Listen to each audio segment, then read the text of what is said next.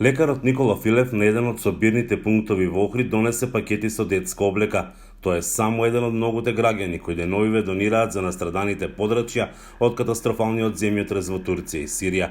Сите сме потресени од оваа лоша вест што не погоди, што не добивме, меѓутоа во ваков момент сите хумани луѓе треба да сме подигнати на највисоко ниво и да поможеме со тоа што можеме.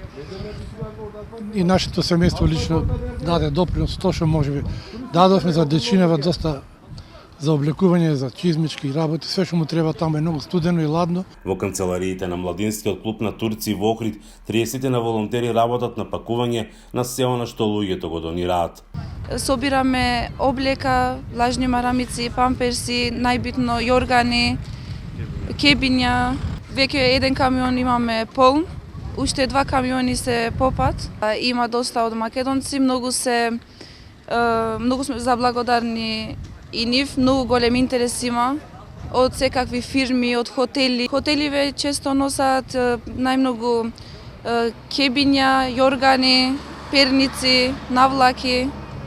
Некои и само иницијативно се решиле да организираат акција за собирање на помош. Ние сваќаме нивната тешка ситуација, особено сега во овие зимски периоди каде што е температурата минус степени, така да се решивме со помош, со само иницијатива на неколку души да собереме храна, облека, обувки и други материјали, например средства што се погодни за лична хигиена, потребни, јакни, блузи, обувки, детска облека.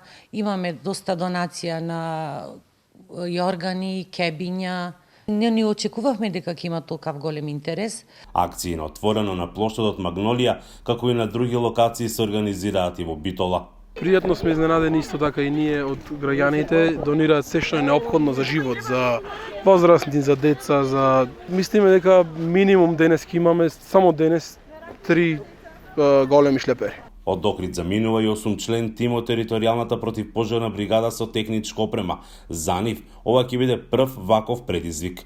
Имаме специјализирана техничка опрема, буквално баш за вакви непогоди и комплексни ситуации. Планот е да помогнеме со 2 возила, едното джип пикап верзија, едно техничко возило во кој ќе биде сместена опремата, која е специјално намената за вакви елементарни непогоди. Тимот е обучен и може да одговори на задачите. Општина Охрид пак издвои 600.000 денари, по 300.000 за Сирија и Турција. За Гласот на Америка од Охрид, Мики Трајковски.